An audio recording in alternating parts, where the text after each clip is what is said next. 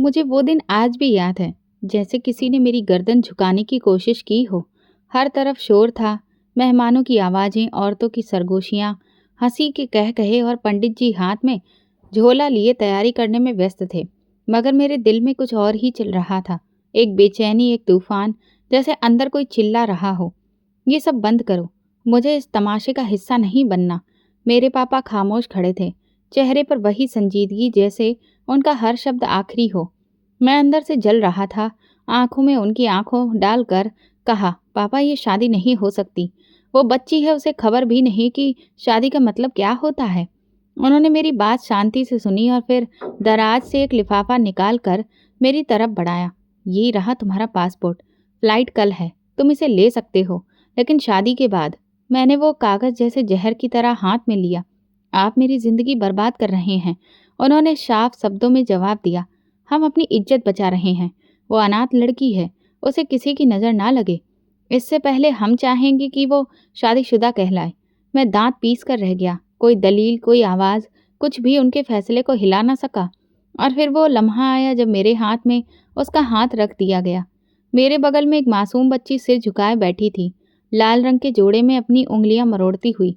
फिर पंडित जी की आवाज़ गूंजी, फेरे के लिए खड़े हो जाइए। मेरे पांव कांप गए, दिल जोर जोर से धड़कने लगा। लेकिन आखिरकार मैं उठकर खड़ा हो गया और धीरे धीरे चलना शुरू कर दिया। मुझे वो पल जहर की तरह याद है। ये क्या कर रहा हूँ मैं? ये मेरी जिंदगी है, कोई खिलौना नहीं। लेकिन फिर सब कुछ हो चुका था। शादी पूरी हुई। वो लड़की खुशी से उछलती हुई कभी अपने गहने अपनी सहेलियों को दिखाती, तो कभी कमरे में दौड़कर अपना सामान समेटती, और मैं बस खामोश बैठा रहा। सबने जैसे अपना फर्ज निभा दिया। वो हंसती रही, शरारत करती रही। किसी ने नहीं देखा कि मैं अंदर से किस तरह टूट चुका हूँ। दादी ने मेरे कंधे पर हाथ रखा। अब तुम आराम से लंदन जाओ, सब भुला दो। मैंने उनकी तरफ देखा और सिर्फ इतना कहा, जो भुलाया जा सके वो कोई जख्म होता है, लेकिन ये तो एक जहर है। अगली सुबह मैं फ्लाइट के लिए रवाना हुआ। पासपोर्ट मेरे हाथ में था, मगर दिल कहीं पीछे रह गया था। प्लेन की खिड़की से नीचे झांक कर सोचा, एक दिन सब कुछ बदल जाएगा, और उस दिन मैं अपनी मर्जी का फैसला खुद करूंगा, किसी और का नहीं। लंदन पहुंचते ही मैंने खुद को सबसे दूर कर लिया। हर रिश्ता, हर याद, मैंने वो देश, वो लड़की, वो शादी, सब कुछ बंद करके किसी अंधेरे में दफन कर दिया था। शुरुआत में मुश्किल हुई। दिल बार बार पीछे घसीट लाने की कोशिश करता था। मगर जब तुम्हारा खून उबाल मार रहा हो और तुम्हें सिर्फ जीतने की लत हो, तो तुम पीछे देखना छोड़ देते हो। मैंने भी छोड़ दिया। पहले 6 महीने एक गंदे से अपार्टमेंट में गुजारे। ना वहां पर ठीक से लेटना आता था, ना बैठना, ना कोई ठीक से खाना। साथ में पढ़ाई, यूनिवर्सिटी का दबाव, नौकरी की तलाश और अकेलापन। मगर मैंने किसी के आगे हाथ नहीं फैलाया। जिन्होंने मुझे पीछे धकेला था, उन सबको एक दिन कुछ कर दिखाने की कसम खा ली थी। पहली नौकरी एक फूड बार में मिली। ग्लास धोता था, बर्तन उठाता था, झाड़ू लगाता था। कई बार लोगों ने टिश्यू पेपर मेरे मुंह पर फेंका। एक बार किसी ने कहा, तू बाहर से आया है ना, ये काम तेरे जैसे लोगों के लिए ही है। मैं पलटकर मुस्कुराया और जवाब दिया, अभी तो यही है, लेकिन कल तुम्हारी नौकरी भी मैं ही ले लूंगा। शायद उसी दिन से मेरी आंखों में एक पागलपन का सपना आ गया था। फिर एक इंडियन ने मुझे गारमेंट फैक्ट्री में शिफ्ट करवा दिया। वहां से मेरा सिस्टम चल पड़ा। दिन में यूनिवर्सिटी, रात को काम करना। 5 साल यही चलता रहा। मैंने वो सब जमा किया जो एक बड़ा ब्रांड बनाने के लिए चाहिए था, और फिर युवराज फैशन हाउस खोला। शुरुआत में सबने मेरा मजाक उड़ाया, ये ओवरसीज इंडियन जाकर लंदन में फैशन का बिजनेस करेगा। मगर मैंने उन हंसने वालों को नौकरी दी, वो भी अपनी शर्तों पर। औरतों का मेरे आसपास होना एक मामूली बात बन गई थी। चाहे वो डिज़ाइनर हो, मॉडल हो, या फिर क्लाइंट्स, सबको मुझ में एक हॉट कामयाब मर्द दिखाई देता था, जिसकी आंखों में एक अलग ही जुनून होता था। मैं दिल्लगी करता, बिस्तर बनाता, लेकिन जज्बात, वो मेरे लिए मर चुके थे। एक बार किसी लड़की ने पूछा, do you believe in love? मैंने सिगरेट सुलगाई और कहा, love is just a marketing gimmick, it is the sale tag on a broken item. फिर मैंने खुद को चीज़ बना दिया, वो चीज़ जो महंगी थी, कीमती थी और किसी के लिए अफोर्ड करना बहुत मुश्किल थी। बिजनेस बढ़ता गया। मेरा चेहरा मैगजीन्स में आने लगा। शोरूम में लोग मेरी मौजूदगी की कीमत पर चीज़ खरीदने आते थे। हर कामयाबी मुझे उस वक्त की याद दिलाती जब मैंने अपनी शादी निभाने से इनकार करके यहाँ आया था। 12 साल गुजर चुके थे। एक रात मैं अपने पेंट हाउस की छत पर बैठा था, सिगरेट के धुएं में डूबा हुआ। नीचे शहर की रोशनियों का सैलाब था। मेरे फ़ोन पर मैसेज आया, युवराज बेटा, दादाजी की तबीयत बहुत खराब है, शायद आखिरी मौका हो उनसे मिलने का। ये मेरी दादी का मैसेज था। कई पल मैं शांत बैठा रहा। दादाजी वही जिनकी मौजूदगी ही इस घर की बुनियाद थी, जिनकी खामोश नज़रें हमेशा मुझ पर सख्ती करती थीं, मगर जिनके साए के बिना वो छत पूरी नहीं थी। मैंने सिगार बुझाया। 2 दिन बाद इंडिया की फ़्लाइट बुक करवाई। बिना किसी को बताए मैं किसी इमोशनल रीयूनियन के लिए नहीं जा रहा था। मैं सिर्फ अपनी आखिरी पुकार पूरी करने जा रहा था। एयरपोर्ट पर कोई मुझे लेने नहीं आया। मैं खुद गाड़ी लेकर दादाजी के पुराने घर पहुंचा। दरवाज़ा खोला तो वहाँ कुछ भी नहीं बदला था। वही पुराना फर्श, वही पेंट और वही दीवारों पर टंगी तस्वीरें। बस उनमें अब उम्र का फ़र्क आ गया था। अंदर दाखिल हुआ तो एक बूढ़ी औरत दौड़ती हुई आई। मेरी दादी। युवराज, मेरा बच्चा। उन्होंने मुझे गले लगा लिया, लेकिन मैं बिल्कुल सीधा खड़ा रहा। दादाजी अंदर हैं, वो बहुत कमज़ोर हो गए हैं, तुम्हें देखकर खुश हो जाएंगे। मैंने सर हिलाकर उन्हें देखा, फिर अंदर चला गया। वो बिस्तर पर लेटे थे। ऑक्सीजन मास्क लगा हुआ था, लेकिन आंखें खुली थीं। मुझे देखते ही उनकी आंखों में रोशनी आ गई। उन्होंने हाथ उठाया, लेकिन शरीर ने साथ नहीं दिया। मैं झुककर उनके हाथ को पकड़ा। आपके आदेश पर आया हूँ। उन्होंने हल्का सा सिर हिलाया। बस इतना ही लम्हा था, कुछ अलग लेकिन अजीब सा। मैंने खुद से कहा था कि सिर्फ 2 दिन ही रुकना है, दादाजी को देखना है, कुछ औपचारिकताएं निभानी हैं, फिर वापस चले जाना है। लेकिन जिंदगी ने ऐसा मोड़ दे दिया जिस पर मैं तैयार नहीं था। अगले ही दिन परिवार में किसी की मंगनी थी। दादी ने कहा, चलो, सब लोग तुम्हें देखकर बहुत खुश हो जाएंगे। मैंने साफ कहा, मैं यहाँ कोई तमाशा देखने नहीं आया हूँ। उन्होंने सिर्फ इतना कहा, बस आकर एक कोने में बैठ जाना, न मुस्कुराना, न किसी से कुछ कहना, और वैसे भी तुम्हें कौन याद करता है। मैं चुप रहा। रात के 8 बजे मैं ब्लैक कलर के कुर्ता पहनकर उस प्रोग्राम में दाखिल हुआ। सबकी नज़रें एक लम्हे को मुझ पर रुकीं, फिर सब दोबारा व्यस्त हो गए। मुझे किसी की परवाह नहीं थी। मैंने बस दीवार से लगा एक खाली सोफा देखा, और वही काफ़ी था मेरे लिए। फिर वो आई। सामने से जोरदार हंसी की आवाज़ आई।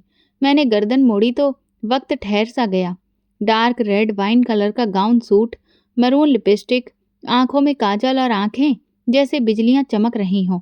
एक पल को लगा कि मैं कोई सपना देख रहा हूँ, लेकिन नहीं, वो वही थी, काव्या, मेरी पत्नी। अब वो 15 साल की बच्ची नहीं थी, वो औरत बन चुकी थी, और बेहद खूबसूरत भी।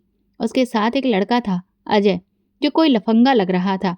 शर्ट के ऊपर जैकेट पहने हुनकार मार रहा था, जैसे इस महफिल का वही स्टार हो। काव्या उसकी बाहों में हाथ डालकर चल रही थी और हंस रही थी। मेरे अंदर जैसे कोई खलबली मची, लेकिन मैंने कुछ जाहिर नहीं किया। मैंने नज़रें चुराईं, लेकिन वो मुड़ी नहीं। फिर अचानक मेरी तरफ आती हुई नजर आई, जैसे जानबूझकर मेरे सामने से गुजरी। नज़र मिली और उसने एक मुस्कुराहट दी, वो मुस्कुराहट जिसमें सिर्फ बर्फ थी, तंज था और एक तेज चाकू। मैं झुककर दादी से पूछा, वो लड़की कौन है? दादी ने ठंडी सांस लेकर कहा, काव्या, तुम्हारी पत्नी। मेरे अंदर जैसे धमाका हुआ, मगर चेहरे पर कोई एक्सप्रेशन नहीं। यही है, मैंने दोहराया। दादी ने हामी में सिर हिलाया। अब तुम दोनों बड़े हो चुके हो, मगर वक्त ने उसे और ज़्यादा मैच्योर कर दिया है। मैं उठा और टेरेस पर जाकर खड़ा हो गया। पीछे से आवाज़ आई, भाग गए हो? देखना बर्दाश्त नहीं है। मैंने पलट कर देखा तो वही सामने खड़ी थी। तुम तो काफ़ी बदल गए हो युवराज। अब वो दुबला पतला लड़का नहीं रहा जो तेरे लिए रो रहा था, मैंने ठंडे लहजे में कहा। और तुम भी वो बच्ची नहीं रही जो अंगूठा चूसती थी। वो हंसी। सही कहा। अब मैं जानती हूँ कि मुझे क्या चाहिए, और वो अजय है। मैंने दांत भींच कर कहा, हाँ, उससे प्यार है। तुम्हारी मोहब्बत की औकात सिर्फ 2 तस्वीरें हैं, मैंने कहा। वो आगे बढ़ी और बोली, और तुम्हारी मोहब्बत की औकात 12 साल तक की खामोशी, एक फ़ोन तक नहीं। मैं चुप हो गया। वो चली गई, मगर वो पल मेरे अंदर कैद हो गया। उसी रात मैंने घर वापसी पर अपना ईमेल चेक किया, जिसमें लिखा था, तलाक चाहिए। मैंने उसे बस ऊपर से ही पढ़ लिया, खोल कर नहीं देखा। अगली सुबह जब नाश्ते पर आया तो दादाजी बोले, कल काव्या की रस्म है, अजय के साथ, तुमसे बात करना चाहती है। मैंने बस सिर हिलाया। दादी ने कुछ नहीं कहा, सिर्फ मेरी तरफ देखा, जैसे जांच रही हो कि अब मैं टूटूंगा या फिर तोड़ दूंगा। शाम को जब सब लोग कमरे में व्यस्त थे, काव्या ऊपर आई। मैं अपने कमरे में लैपटॉप पर काम कर रहा था। दरवाज़ा खुला और वो अंदर आ गई। ये मेरा भी घर है, दरवाज़ा बंद नहीं किया तुमने? तुम्हें कोई फर्क नहीं पड़ता ना, मेरी इजाज़त से न मेरे वजूद से? मैंने कहा, कुछ नहीं। वो धीरे धीरे चलती हुई सामने आकर खड़ी हो गई। मैं जानती हूँ, तुमने ईमेल देखा था, जवाब क्यों नहीं दिया? मैं कुर्सी से उठकर उसके पास गया। इसलिए कि अभी तुम वो हो जो खुद को मेरी शादी से आज़ाद समझती हो, और मैं वो हूँ जो तुम्हें आज़ाद नहीं करना चाहता। वो बोली, शादी मेरी मर्जी के खिलाफ हुई थी, अब तलाक मेरी मर्जी से ही होगा। तुम मुझसे नफरत करते हो? नहीं, तुम मेरे लिए अजनबी हो। मैं ना तुमसे नफरत करता हूँ, ना मोहब्बत, और अजय के साथ नई जिंदगी शुरू करना चाहती हूँ मैं। ये कहकर वो मुड़ी, दरवाजे की तरफ गई। मैंने सिर्फ इतना कहा, फिर वो जिंदगी तुम्हें आसानी से नहीं मिलेगी। दरवाज़ा बंद हुआ। मैं वापस कुर्सी पर बैठा, लैपटॉप बंद किया, आंखें बंद की, और उसकी वो मुस्कुराहट, उसकी वो आंखें, उसका गुरूर, सब मेरी नज़रों के सामने था। मैं जानता था अब खेल मेरे हाथ से निकलने लगा है, मगर खेल अभी ख़त्म नहीं हुआ था। ये शुरुआत थी। मेरा जख्म, मेरी जीत और उसका गुरूर, ये जंग मेरी मर्जी से ख़त्म होगी। मैंने भी फैसला कर लिया था, उसे नज़रअंदाज करूँगा। जितना ज़्यादा वो दिखने की कोशिश करे, उसे उतना ही उसके हाल पर छोड़ दूंगा। न कोई बात, न कोई नज़र। वो दिन में दादाजी के पास बैठी औरतों के साथ हंसती, शाम को अजय के साथ लॉन में चहलकदमी करती। मैं छत से कॉफ़ी के कप के साथ नीचे उन्हें देखता, जैसे कोई पुरानी फिल्म बार बार चल रही हो। मैं जानबूझकर नाश्ते के वक्त देर से नीचे आता। वो उठ चुकी होती या अजय के साथ किसी कोने में बातें कर रही होती। घर में सब लोग नॉर्मल थे, जैसे कुछ हुआ ही नहीं, जैसे मेरा यही होना बस एक मेहमान की तरह है। दादाजी की हालत दिन ब दिन बिगड़ रही थी, लेकिन उनके शब्द अभी भी वजनदार थे। युवराज, काव्या को बेखबर मत समझना, वो अब बच्ची नहीं रही। मैंने सिर हिलाया। रात को जब सब सोने जा रहे होते, मैं लॉन में निकल जाता, अंधेरे में सिगरेट जलाता और बस खामोशी से सब याद करता। फिर दोबारा मेरे फ़ोन में वो मेल आई। मैंने मोबाइल की स्क्रीन को घूरा। दिल में अजीब सा खिंचाव हुआ, लेकिन चेहरे पर कुछ भी न लाया। मैंने मेल खोल कर देखा। मुझे अपनी मर्जी की ज़िंदगी जीने दीजिए, इसीलिए तलाक दे दीजिए। मुझे आपसे कोई शिकायत नहीं है, अब मैं सिर्फ आज़ादी चाहती हूँ। मैंने मेल बंद कर दिया। पहली बार सिर्फ कंधे झटक कर रह गया। अगले दिन जब अजय की गाड़ी आकर काव्या को लेने आई, वो फ्रंट सीट पर बैठकर हंसी। जाते वक्त मेरी तरफ देखा। मेरी नज़र उसके चेहरे से हटी नहीं, मगर मैं जाहिर कुछ नहीं किया, सिर्फ अंदर से दांत भींचे और लॉन में पकड़ा हुआ कप फेंक दिया। फिर एक और मेल आया, फिर एक और, हर रोज़ वही लाइन, तलाक चाहिए। मैंने कोई जवाब नहीं दिया, न डिलीट किया, न रिप्लाई दिया, बस देखा, बंद किया और खुद को व्यस्त कर लिया। फिर एक दिन शाम को जब मैं किचन में दाखिल हुआ, तो वो वहाँ मौजूद थी, एक हाथ में चम्मच और दूसरे में मोबाइल। मुझे देखकर वो रुक गई, लेकिन तुरंत खुद पर काबू पाया। मैंने कुछ नहीं कहा, फिर से पानी निकाला और जाने लगा। युवराज, उसने आवाज़ दी। मैं रुका, लेकिन पलटा नहीं। ईमेल देखी थी? मैं खामोश रहा। जवाब क्यों नहीं देते? मैंने धीरे से कहा। कभी कभी खामोशी ही जवाब होती है। वो चुप हो गई। समझती हो ना क्या कह रहा हूँ? वो बोली, समझती हूँ, लेकिन मैं इसे एक्सेप्ट नहीं करती। मैं मुड़ा और उसके पास आया, 2 कदम की दूरी रखी, उसकी आंखों में झांका। तुम चाहो या ना चाहो, तुम मेरी हो। ऐसा सिर्फ मैं नहीं सोचता, ये वो सच्चाई है जो तुम हर बार झूठ बना देती हो। उसने पीछे हटकर कहा, ये रिश्ता सिर्फ दिखावे का है, दिल में नहीं। दिल में होता तो अजय की झोली में मोहब्बत न डालती। मैं भड़क गया, क्योंकि तुमने कभी वो खाली जगह ही नहीं छोड़ी जिसे भरा जाता। वो पलट गई। उसी रात मैंने खुद को शीशे में देखा। चेहरा वही था, लेकिन आंखें खाली लगी। मुझे पहली बार लगा कि ये जिद अब सिर्फ जिद नहीं, जख्म बन चुकी है। अगली सुबह जब मैं नीचे आया, काव्या और अजय बाहर झूले पर बैठकर हंस रहे थे। अजय ने मेरी तरफ देखकर कुछ कहा, शायद कोई बात दोहराई। काव्या हंसी। मैंने उनके बीच वो चीज़ देखी जो मेरे और उसके बीच कभी नहीं आई। फिर वे दोनों उठे और गेट की तरफ बढ़ने लगे। मेरे दिल में अजीब सी बेचैनी बढ़ती जा रही थी। घर की फिजा बदली सी थी। 2 दिन से सब लोग अजीब सी खुशी में घूम रहे थे, जैसे कोई बड़ी खबर हो। मैं खामोशी से सबका चेहरा पढ़ता रहा, मगर किसी ने कुछ बताया नहीं। खाने के टेबल पर भी मुस्कुराहटें थीं और बात बार बार अजय की तरफ मुड़ती थी और काव्या वो एक नई तरह से ही चमक रही थी। शाम को जब मैं लॉन में आया तो घर वाले अपनी ही बातों में व्यस्त थे। तभी छोटी चाची ने कहा, युवराज तुम्हें बताया नहीं, काव्या की मंगनी अजय से फिक्स हो गई है। अगले हफ्ते रस्म है। मेरा हाथ रुक गया, कप गिरने ही वाला था कि मैंने थाम लिया। गले में जैसे कांटे आ गए। नहीं, मुझे किसी ने नहीं बताया, क्योंकि उन्हें लगा कि अब मैं पराया हूँ। ऊपर आया, कमरे में दरवाज़ा बंद किया, मोबाइल उठाया, मेल चेक किया। नया मेल था। मैं अब मंगनी करने वाली हूँ अजय से। अब बात आगे बढ़ गई है। तलाक के कागज जल्दी भेज दो। मैंने फ़ोन दीवार पर दे मारा।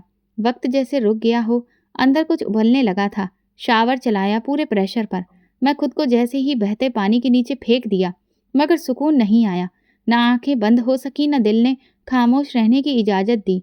तौलिया लपेट कर बाथरूम से निकला तो वो वहाँ बैठी थी, मेरे बेड के कोने पर, सफ़ेद कमीज़ में, दोनों हाथों की उंगलियां मरोड़ते हुए। एक लम्हा लगा समझने में कि वो हकीकत है या कोई सपना। मैंने कदम धीरे धीरे रखे और उसके सामने जाकर खड़ा हो गया। वो चौंकी, नजरें झुकाई, फिर झटके से पलटी। क्या बेशर्मी की हद है, कपड़े तो पहन लेते कम से कम। मैं हंसने लगा। भूल रही हो, मैं अपने कमरे में हूँ और तुम हो, जाओ यहाँ से। चुपके से आ गई हो और अब मुझे भाषण दे रही हो। दरवाज़ा बंद नहीं था तो मैं समझी कि शायद कोई नहीं है। वो बोलते बोलते रुक गई। मैं एक कदम और आगे बढ़ा। तुम जानती थी कि मैं यहाँ हूँ। तुम चाहती थी कि मैं तुम्हें इस तरह देखूं, ऐसा सोचूं और फिर मैं भड़कूं। बकवास बंद करो। मैं सिर्फ बात करने आई हूँ, मंगनी के बारे में बताने या फिर झूठ की सफाई देने। मैं घुर्राया। वो खड़ी हुई, आंखों में चमक आ गई। हाँ, झूठ था। खुश हो गए ना? तुम्हें सिर्फ जलाने के लिए कहा था, ताकि तुम सच में कोई फैसला लो। मेरे अंदर जैसे बिजली सी दौड़ गई। तो अब मान लिया कि अजय सिर्फ तुम्हारी जिद का हथियार है? हाँ, क्योंकि तुमने कभी मेरी सच्चाई सुनने की कोशिश ही नहीं की। हमेशा खामोश, बेपरवाह। वो चिल्लाई। मैंने उसकी बाजू पकड़ी, उसे दीवार से लगाया और पास जाकर धीमी आवाज में कहा, बेशरम, तुम मेरी पत्नी हो। तुम्हें देखने के लिए मुझे इजाजत की जरूरत नहीं। छोड़ो मुझे। वो जोर से धक्का देती हुई आगे बढ़ी, लेकिन मैं पीछे नहीं हटा। तो फिर क्यों आई थी कमरे में? अगर झूठ से कोई जीत नहीं होनी थी, ये सब क्यों किया? क्योंकि मुझे जानना था कि तुम्हें कोई फर्क पड़ता भी है या नहीं। मेरे हाथ खुद ब खुद धीमे पड़ गए। वो तुरंत दीवार से हटकर पीछे हो गई। बोली, अब साफ हो गया है कि तुम्हें बस कब्जा चाहिए, जज्बा नहीं। तुम मालिक बनना चाहते हो, साथी नहीं। मैंने गहरी सांस ली। तुम ये मान लो कि तुम सिर्फ अजय से बदला ले रही हो, क्योंकि उसके लिए तुम्हारी आंखें वैसे नहीं चमकती जैसे मेरे लिए चमकती थी। कुछ पल को उसके होंठ हिले, मगर वो कुछ बोली नहीं। तो चली जाओ, और हाँ, अगली बार मेरे कमरे में बिना इजाज़त आने से पहले सोच लेना, क्योंकि अगली बार मैं सिर्फ तुम्हें रोकने पर नहीं, खुद को रोकने पर भी मजबूर नहीं रहूँगा। उसने पलटते हुए कहा, खुद को? तुम समझते क्या हो खुद को? वो जो तुम्हें तुमसे बेहतर जानता है। दरवाज़ा बंद हुआ और मैं टूटकर बेड पर गिर गया। ये कोई साधारण झगड़ा नहीं था, ये जंग का पहला वार था, और अब मुझे हारना नहीं था, चाहे कुछ भी करना पड़े। उसके जाने के बाद कमरे की खामोशी बहुत भारी लगने लगी थी। मेरी उंगलियां दीवार पर लगातार चल रही थीं, जैसे किसी अंदरूनी जंग का नक्शा बना रहा हूँ। मैं जानता था ये जो कुछ हुआ मामूली नहीं था। वो सिर्फ मुझे भड़काने नहीं आई थी, वो खुद भी अंदर से टूट रही थी। लेकिन एक बात तय थी, अब यह खेल दो तरफ का हो चुका था। अगली सुबह नाश्ते पर कोई जिक्र नहीं हुआ। वो सामने वाली कुर्सी पर बैठी थी, जैसे कुछ हुआ ही ना हो। आंखों में ठंडक, चेहरे पर खामोश तंज, और लहजे में वो गूंज जो मुझे बेचैन कर देती थी। मैंने भी जाहिर किया जैसे कल कुछ भी नहीं बिगड़ा, लेकिन अंदर से हर पल मेरी सांसों में खरोंच पड़ रही थी। दोपहर को मैं बाहर निकला तो लॉन में वो अजय के साथ बैठी हुई दिखी। उसके हाथ में चाय का कप था और वो कुछ बोल रही थी, जिस पर अजय बार बार ठहाके लगा रहा था। मैंने उसके चेहरे की तरफ देखा और मुझे लगा कि वो जानबूझकर जोर जोर से हंस रही है, जैसे मेरी तरफ भेज रही हो हर हंसी, हर लम्हा, हर नज़र। जब दोनों अंदर दाखिल हुए तो मैं रास्ते में खड़ा था। वो मेरे पास से गुजरी, गर्दन ऊंची किए बिना किसी झिझक के। मैंने आवाज़ दी, काव्या। वो रुकी। अजय कुछ बोलने की कोशिश करने ही वाला था कि मैंने उसकी तरफ देखा और वो चुप हो गया। कुछ जरूरी बात है, अकेले में, मैंने सख्त लहजे में कहा। अजय ने काव्या की तरफ देखा। वो थोड़ी देर मुझे घूरती रही, फिर बोली, ठीक है, आती हूँ।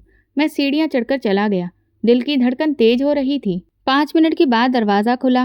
वो अंदर आई, सफ़ेद कुर्ती में, बाल खुले हुए, वही चमक, वही जिद। क्या है? मैं पलटा, उसकी तरफ कदम बढ़ाए। तुम क्या चाहती हो? साफ कह चुकी हूँ, अजय से शादी, तुमसे आज़ादी। और अगर मैं वो आज़ादी ना दूँ तो फिर मैं खुद ले लूँगी। वो आगे बढ़ी। भगोड़ी, अदालत जाओगी या कोई और ड्रामा करोगी? मैंने तंज भरे अंदाज में कहा। तुम ड्रामा समझते हो मेरी जिंदगी को? तुम सिर्फ मेरी जिंदगी का एक धब्बा हो जो मैं मिटा देना चाहती हूँ। मैं आगे बढ़ा, गुस्से से उसकी बाजू को पकड़ा और एक झटके से उसे दीवार से लगा दिया। वो चौंक गई, पलकें तेज झपकाई, मगर आंखों में डर नहीं था, बस वही खामोशी। मैं उसके बिल्कुल करीब होकर बोला, क्या समझकर खेल रही हो? मेरा सब्र आजमाना बंद करो। ये जबरदस्ती है। उसकी आवाज़ भर आई। हाँ, वही जबरदस्ती जो तुम कर रही हो, मेरी बर्दाश्त के साथ, मेरी हदों के साथ। मैंने जोर से कहा, तुम कुछ भी कर लो, अब मैं तुम्हें नहीं चाहती। उसने कहा, मगर आवाज़ कमज़ोर थी। और तुम मेरे अंदर की वो आग हो जो जलाए बिना चैन नहीं लेने देती। मैंने उसके चेहरे के बिल्कुल करीब जाकर कहा।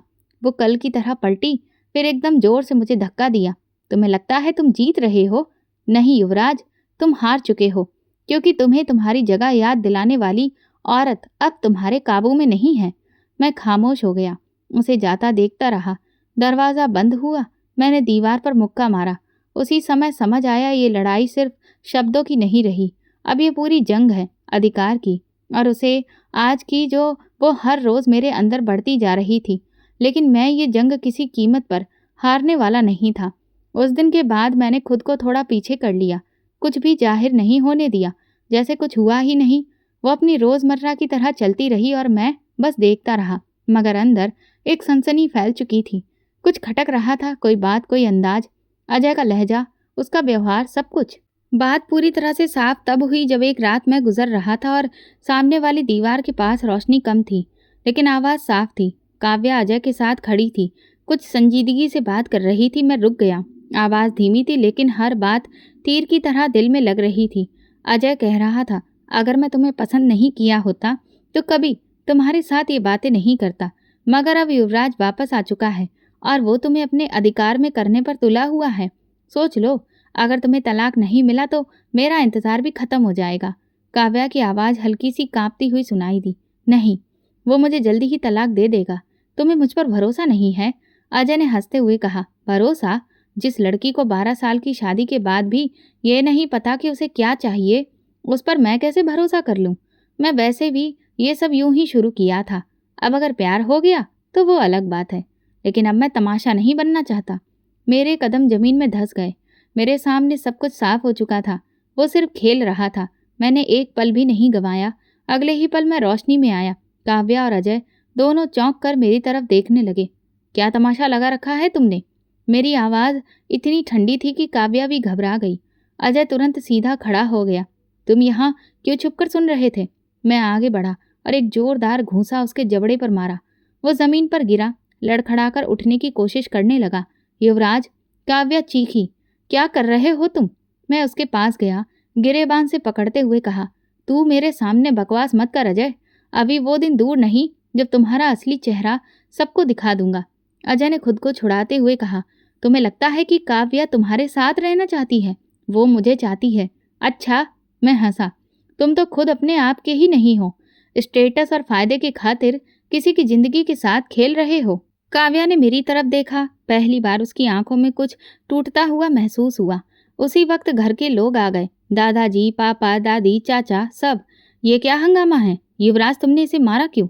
ये क्या तरीका है? सबकी निगाहें मुझ पर थीं। मैं चुप रहा। दादाजी ने सख्ती से पूछा, जवाब दो, ये क्या हरकत थी? मैंने बस इतना कहा, यह आदमी काव्या से मोहब्बत नहीं करता, सिर्फ उसका इस्तेमाल कर रहा है। अजय ने मुंह पर हाथ रखकर खून साफ किया और बोला, ये झूठ बोल रहा है। ये बस खुद को पति समझकर घमंड में पागल हो रहा है। मैं सबूत दे सकता हूँ। मैंने मोबाइल निकाला, रिकॉर्डिंग ऑन की जिसमें अजय की सारी बातें थीं। पूरा घर जैसे पत्थर का हो गया। सब चुप। कमरे में सन्नाटा छा गया। अजय नजरें चुराकर बाहर निकल गया। दादाजी ने धीरे से कहा, सब बाहर जाइए। सब लोग निकल गए, सिर्फ मैं और काव्या रह गए। काव्या चुप थी, खामोशी से दरवाजे को देखती रही, जैसे वहां कुछ और हो। मैं धीरे से बोला, अब समझ में आया, ये सिर्फ दिल लगी नहीं, ये मोहब्बत है। वो मेरी तरफ बढ़ी लेकिन उसने नज़र नहीं मिलाई। मैं तुम्हें बचाना चाहता हूँ, अपनी ज़ुबान से, अपनी चालों से और इस तरह के दरिंदों से। मैं खुद को संभाल सकती हूँ युवराज। उसकी आवाज़ नरम थी मगर कमज़ोर नहीं। फिर क्यों हर बार अजय को जस्टिफाई करती हो? वो कुछ देर खामोश रही, फिर बोली, क्योंकि मैं तुम पर यकीन नहीं कर सकती थी। तुमने कभी वो बात ही नहीं की जो यकीन पैदा करे। मैं आगे बढ़ा, धीरे से उसके करीब जाकर कहा, ये जो अभी किया सिर्फ किसी पति होने के नाते नहीं, एक मर्द होने के नाते किया है। तुम चाहो या न चाहो, तुम मेरी हो और मैं तुम्हें किसी और का होने नहीं दूंगा, न मोहब्बत में न जंग में। वो पलट कर चली गई मगर मैं जानता था कि उसके अंदर कुछ बदला है। शायद पहली बार मेरे शब्दों ने उसके दिल की दीवार पर दस्तक दी थी और शायद इस बार दरवाज़ा खुलने ही वाला था। सुबह नाश्ते की टेबल पर दादाजी ने जैसे एक बम फेंक दिया। 1 महीने के लिए काव्या और युवराज एक ही छत के नीचे रहेंगे, इसी घर में एक दूसरे के साथ। उसके बाद फैसला होगा। पूरी टेबल पर सन्नाटा पसर गया। सबने एक दूसरे की तरफ देखा। काव्या का चम्मच रुक गया। मेरी आंखों में सवाल लहराया मगर दादाजी का लहजा ऐसा था जिस पर कोई बहस नहीं हुई। ताई जी कुछ बोलने लगी थी लेकिन दादाजी ने हाथ उठाकर उन्हें खामोश कर दिया। बस, बहुत हो चुका, अब तमाशा बंद होगा। फैसला सिर्फ इन दोनों के बीच होगा, किसी की बिना दखल अंदाजी के। मैं खड़ा हो गया।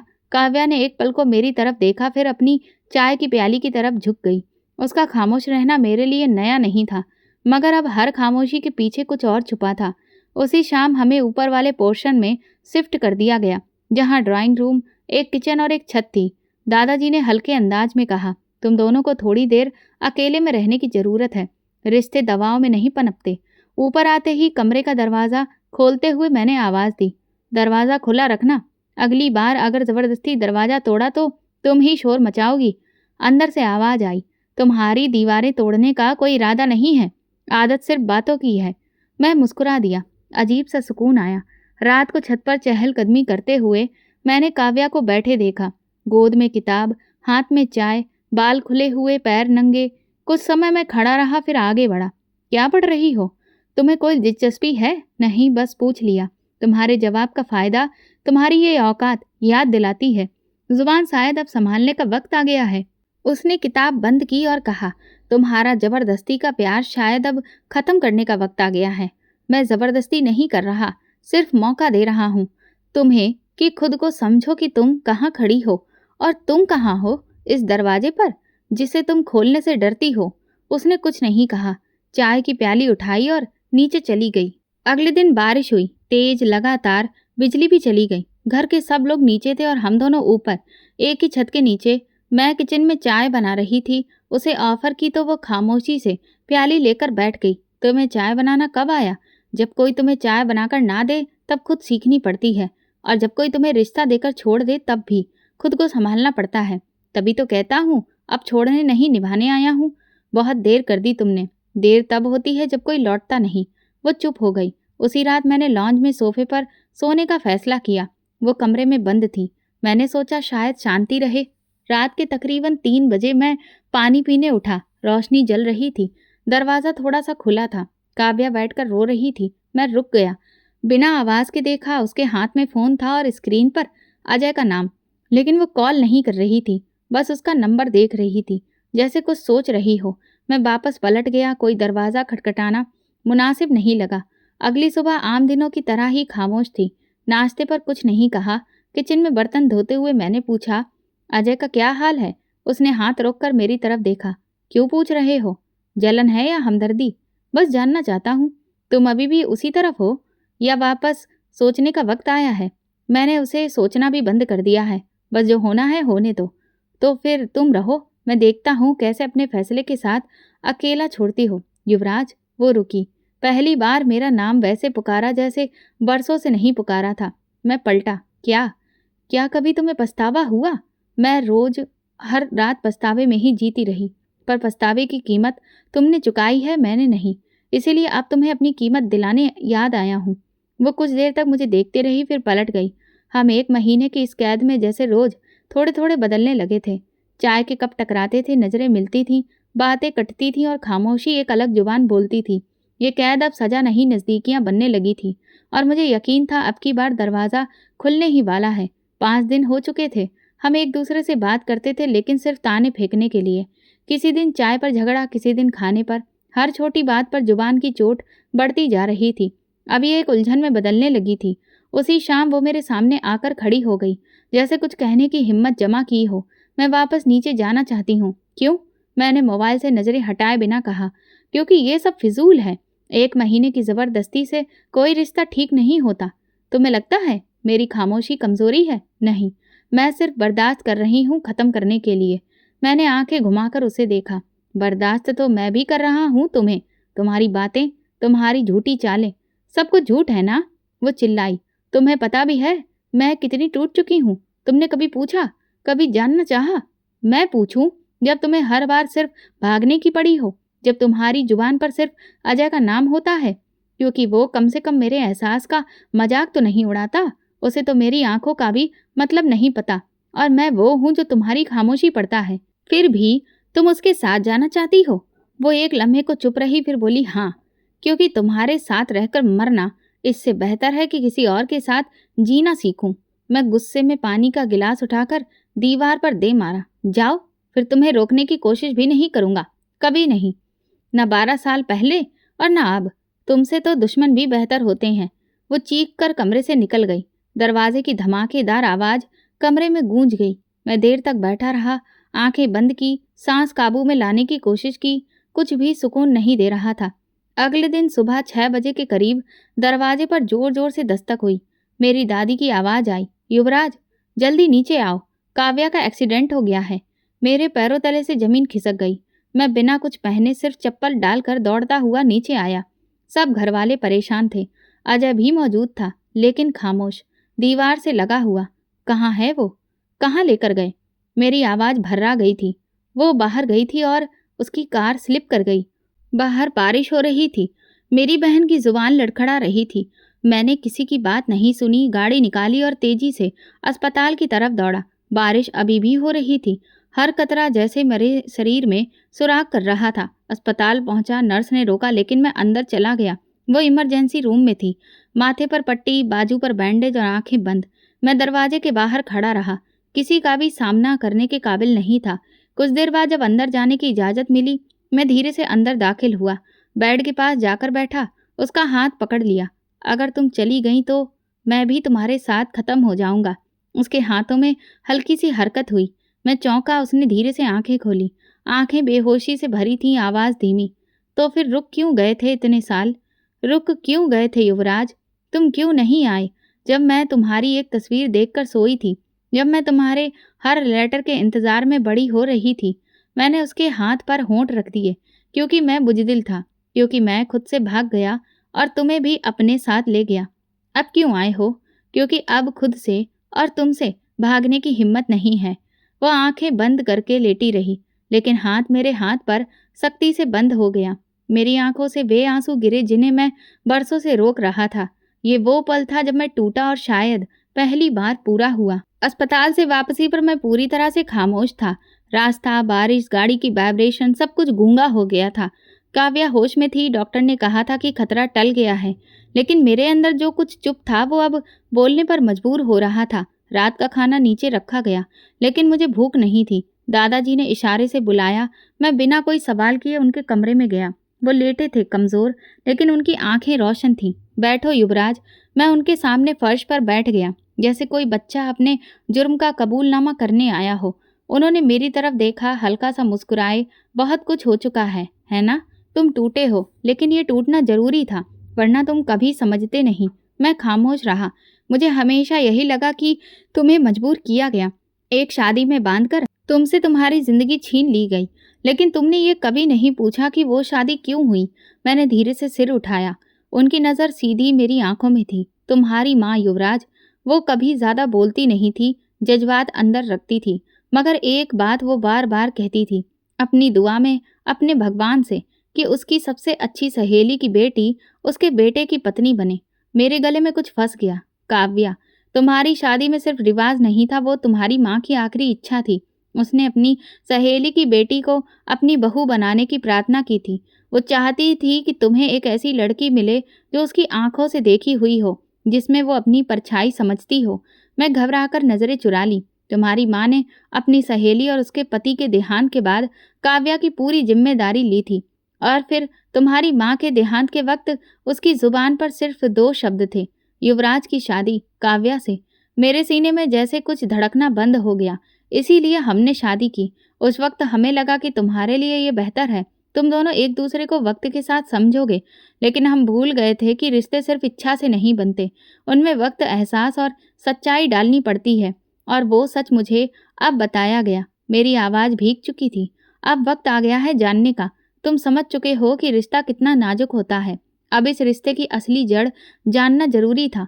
मैं कुर्सी की पीठ पर टेक गया, आंखें बंद कर ली। मेरी माँ, काव्या, सब कुछ एक नया मतलब ले चुका था। मैं वापस ऊपर आया। कमरे की लाइट बंद थी। मैं खामोशी से काव्या के कमरे के दरवाजे के पास गया। दरवाज़ा खुला था। वो बिस्तर पर लेटी थी, आंखें खुली थी, सोई नहीं थी। नींद नहीं आ रही? पानी चाहिए? नहीं। मैं अंदर आ गया, कुर्सी पर बैठ गया। क्या हुआ? दादाजी से बात हुई। वो थोड़ा सीधी हुई। क्या कहा उन्होंने? मैंने गहरी सांस ली। पता चला तुम मेरी किस्मत में यूं ही नहीं आई। तुम्हें मेरे लिए मांगा गया था। मेरी माँ की आखिरी प्रार्थना तुम थी। वो पल के झपकाने लगी, जैसे कुछ सुनने से डर रही हो। मुझे लगा था ये सब बस इत्तेफाक है, ये ज़बरदस्ती है, लेकिन नहीं। तुम वो ख्वाहिश हो जो मेरे लिए लिखी गई थी। सिर्फ मैं दिल से समझा। उसकी आंखों में नमी चमकी। तो अब क्या करोगे? अब वो सब वापस दूंगा जो तुमसे छीना गया, वक्त, जगह, अधिकार और इज्जत। वो चुप रही, फिर धीरे से बोली, मैं चाहती थी कि तुम खुद समझो, किसी को बताना ना पड़े। तो मुझे खुद को साबित करने की ज़रूरत नहीं है काव्या। अब मैं खुद को साबित करूंगा। मैं उठा, कमरे से बाहर निकला। कदम धीरे धीरे सीढ़ियों की तरफ बढ़े, और हर कदम के साथ मैं ये जान चुका था कि अब ये रिश्ता सिर्फ मेरे गुरूर का नहीं, मेरी माँ के सपनों का भी कर्ज है। अब मुझे ये कर्ज दिल से चुकाना था। मेरी जिंदगी में पहली बार ऐसा हुआ था कि दिल को काबू में रखने की कोशिश में मैं खुद को ही खो रहा था। दादाजी से बात के बाद मैं हर ये यकीन लेकर काव्या के सामने गया था कि वो अब चुप नहीं रहेगी, सब कुछ साफ हो जाएगा। मगर जो जवाब मिला वो मेरे ख्वाब ख्यालों में भी नहीं था। काव्या मेरे सामने बैठी थी, चेहरे पर सुकून, लेकिन आंखों में वही जिद, वही खामोशी से चाय की चम्मच हिला रही थी, जैसे शब्दों को घुमा रही हो। कुछ कहना है? मैंने पूछा। हाँ, वो रुकी। तुम तब छोड़ गए थे, अब साथ चाहते हो? मैंने नजरें उसकी आंखों में गड़ा दी। पहले खुद बताओ, अपनी हेकड़ी तोड़ो और खुद को मेरे काबिल बनाकर दिखाओ। मेरे अंदर कुछ गहराई से बैठ गया। यानी अब तुम शर्त रखोगी? हाँ, क्योंकि तुमने अपनी मर्जी से रिश्ता तोड़ने की कोशिश की थी, अब उसे जोड़ने के लिए मेरी शर्तों पर चलोगे। क्या चाहती हो? मैंने भारी आवाज में कहा। सब कुछ, वो सब जो तुमने छीन लिया, वक्त, भरोसा। मैं खामोश हो गया। एक हफ्ते में तुम कोई भी नाराजगी नहीं दिखाओगे, कोई हुक्म नहीं चलाओगे, और ना मुझ पर गुस्सा करोगे। अब तुम इस हफ्ते को बर्दाश्त कर गए, तब सोचूंगी कि तुम बदल गए हो। ये सब ड्रामा लगता है? मैं यहाँ आया हूँ ड्रामा? तुमने 12 साल किया है। अब अगर एक हफ्ता तुम्हें इतना बड़ा लग रहा है तो ये रिश्ता तुम्हारे बस की बात नहीं। उसकी आवाज़ में वो शक्ति थी जिसने मुझे झुका दिया। ठीक है, मंजूर है। मैं उठा। तुम्हारे हर नियम पर खुद को रखूंगा और देखता हूँ कौन पहले टूटता है। अगला दिन अजीब सा गुजरा। मैंने खुद पर काबू रखा। हर छोटी बात पर कुछ कहने का मन किया, लेकिन मैं चुप रहा। वो रात को जानबूझकर लॉन्ज में मेरे बराबर वाले सोफे पर आकर बैठ गई। कल मेरी यूनिवर्सिटी में प्रेजेंटेशन है, तुम चलोगी साथ? चलूंगा, सिर्फ पति बनकर, चाहने की ज़रूरत नहीं है। ठीक है। उसने चौंक कर मेरी तरफ देखा। शायद मेरे लहजे में तंज ढूंढ रही थी, लेकिन कुछ मिला नहीं। अगले दिन मैं वक्त पर तैयार था, उसे लेने गया। दरवाज़ा खुला, वो आई, नजरें मिलाई, फिर झटक कर पीछे देखने लगी। गाड़ी में खामोशी रही। रास्ते में एक मोड़ पर वो बोली, मैं सच में चाहती थी कि अजय मुझे समझे, सुने, लेकिन अब लगता है कि तुमने सुनना शुरू किया है। अभी सिर्फ सुना है, समझना और अमल करना इसी हफ्ते में देख लेना। यूनिवर्सिटी में मैं पीछे खड़ा रहा। उसने अपना प्रेजेंटेशन दिया, सबने तालियां बजाईं। वो वापस आई और बोली, मुझे यकीन नहीं था कि तुम आओगे। मैंने वादा किया था। तुम वादा कम, भूल ज़्यादा करते हो। अब नहीं भूलूंगा। अगले दिन वो बाजार गई, मैं साथ था। बैग्स उठाता रहा, कभी शॉपिंग बैग्स, कभी कपड़ों के सजेशन। वो पूछती रही, मैं जवाब देता रहा। फिर अचानक मेरी तरफ देखकर बोली, तुम सच में बदल रहे हो या बस एक्टिंग कर रहे हो? अगर एक्टिंग होती तो कब का फेल हो चुका होता। रात को खाने की टेबल पर वो खामोश थी। मैंने पूछा, खाने में कुछ पसंद नहीं आया? नहीं, सोच रही हूँ तुमने कुछ वापस छोड़ा है या दिल में अभी भी कुछ बाकी है। मैंने अपनी जिद, अपना गुरूर वहीं छोड़ दिया जहाँ तुम्हें पहली बार नज़रअंदाज किया था। अब सिर्फ तुम हो और तुम्हारा इम्तिहान। 5 दिन गुजर चुके थे। छठे दिन उसने नया सवाल किया। आज मेरे साथ चलो, कुछ बच्चों से मिलना है, डोनेशन देना है और काम संभालना है। चलो, कोई बहस नहीं, तुम जो कहोगी वही होगा। हम वहां पहुंचे। बच्चे खेल रहे थे। हंसी और किलकारियां गूंज रही थीं। एक बच्ची ने मुझसे कहा, अंकल आप भी मेरे पति बनोगे? मैं हंसा। नहीं बेटा, मैं तो पहले से ही बंधा हुआ हूँ। वो मैडम पीछे खड़ी थी, सब देख रही थी। वापसी पर गाड़ी में उसने कहा, शायद तुम वाकई बदल रहे हो। शायद नहीं, यकीन होना चाहिए। 7वां दिन शाम को वो मेरे पास आई। मेरे हाथ में किताब थी। उसने आकर छीन ली। युवराज, अगर तुम ना बदले होते तो मैं तुम्हें कभी दोबारा अपनी जिंदगी में ना लाती, लेकिन अब लगता है शायद मैं एक बार फिर वही लम्हा जीना चाहती हूँ जब शादी वाले दिन मेरे कांपते हाथों में तुम्हारा हाथ पकड़ाया गया था। मुझे लगा ये इम्तिहान सिर्फ पूरा नहीं हुआ, बल्कि मैं पहली बार इसमें कामयाब भी हुआ। हफ्ता पूरा हुआ तो घर की फिजा में एक अलग सा सुकून फैल चुका था। वो छोटे छोटे पल, चाय की महक, उसकी आंखों में नरम चमक और मेरे अंदर पलटते हुए शब्द बदल चुके थे। कोई ऐलान नहीं हुआ, ना उसने हाँ कहा, ना मैंने दोबारा कुछ मांगा, मगर हमारे बीच जो खामोशी थी वो पूरी तरह से इकरार बन चुकी थी। दादाजी ने सबसे पहले बात की, अगर अभी भी कोई शक है तुम दोनों में तो उम्र भर की परेशानी मत सुनो, और नहीं तो इस शादी को पक्का करो। इस बार दिल से। मैंने उनके चेहरे की तरफ देखा। वो मेरे सामने बैठी थी, नजरें नहीं चुरा रही थी। वो पहली बार बिना आवाज के हाँ बोल चुकी थी। अगले दिन सब कुछ सादगी से तय हुआ। ना कोई बड़ी बारात, ना फिजूल की रस्में, सिर्फ करीबी लोग, खूबसूरत कपड़े, गुलाबों की हल्की खुशबू और वो पल जिसे मैं खुद से कई बार इनकार करता रहा था। आज वो मेरे सामने बैठी थी। आज मेरे चेहरे पर बरसों बाद सुकून आया था। जब शादी की एक एक रस्म निभाई तो दिल जोर जोर से धड़क रहा था। जब उसकी मांग में सिंदूर भरा, जब उसके गले में मंगलसूत्र पहनाया और जब उसका हाथ पकड़कर 7 फेरे लिए। उसने मेरा हाथ धीरे से पकड़ा, जो बरसों पहले उसके छोटे हाथों से जोड़ दिया गया था, आज उसके वजूद के साथ बंध गया। मैंने हाथ मजबूती से पकड़ा। वो झुकी और धीरे से मेरे कान के पास आई। उसकी सांसें मेरे गले से टकराईं। अब की बार भी छोड़कर गए तो तुम्हें भूलने से पहले खुद को मार दूंगी। मेरे अंदर जैसे कुछ हिल गया। मैंने उसकी आंखों में देखा। वो वाकई हल्की सी कमजोर लग रही थी, मगर उसकी बात में सच्चाई छिपी थी।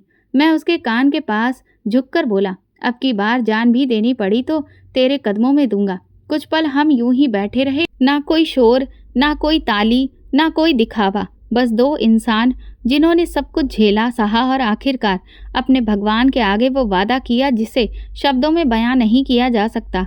शादी के बाद हम धीरे धीरे सीढ़ियों से चढ़े। सब पीछे छूट गया। दादाजी ने बस इतना कहा, आज से तुम दोनों एक दूसरे की पनाह में हो, और पनाह कभी भी कमजोर नहीं होती। ऊपर वाले पोर्शन में दाखिल होते ही वही जगह जहाँ कभी दूरियां थीं, आज एक दूसरे के साथ की शुरुआत हो रही थी। कमरे में दाखिल होते ही वो रुकी, पलटी और मुझे देखा। याद है जब मैं पहली बार यहाँ आई थी तुमने कहा था ये मेरा कमरा है? याद है। आज भी यही कमरा है, मगर आज तुम मेरे साथ हो। मैं मुस्कुराया। ये कमरा सिर्फ हमारा है, सिर्फ जगह ही नहीं, सब कुछ अब हमारा है। खुशियाँ, दर्द, वक्त और दिल। वो धीरे से चलते हुए बेड पर बैठी। मैं उसके साथ बैठा। हमारे बीच ना खामोशी थी, ना गुरूर, सिर्फ वो सुकून था जो बरसों की तपिश के बाद नसीब होता है। जानती हो काव्या, तुम मेरी पहली जिद थी, फिर पहला अहंकार, फिर मेरा गुनाह, लेकिन आज तुम मेरी प्रार्थना हो। उसने मेरे कंधे पर सर रखकर कहा, और तुम मेरी सजा थे, जो अब मेरे लिए आज़ादी बन गए हो। बाहर चांदनी फैली हुई थी, कमरे में रोशनी थी, और हमारे दिल में वो प्रार्थना जिसे हमारी माँओं ने बरसों पहले मांगा था, आज पूरी हो चुकी थी। अब ना कोई ईमेल था, न तलाक का शब्द, न अजय, न भागने की कोशिश, सिर्फ हम थे और एक वादा कि अब की बार छोड़कर नहीं जाएंगे। जिंदगी ने हमें मुश्किलों में डाला था, हमने खुद को खोया, गिराया, तोड़ा, लेकिन प्यार ने हमें फिर से जोड़ दिया था। ये शादी सिर्फ नाम की नहीं रही थी, ये शादी दिल से हुई थी और हमने प्यार का ताज पहन लिया था। तो दोस्तों, अगर आपको हमारी कहानी पसंद आई हो तो कमेंट करके ज़रूर बताएं। वीडियो को लाइक करें और ज़्यादा से ज़्यादा शेयर करें। अगर आप चैनल पर नए हैं तो सब्सक्राइब जरूर करें और नोटिफिकेशन बेल को दबा दें ताकि अगली अपडेट सबसे पहले आपको मिले। धन्यवाद।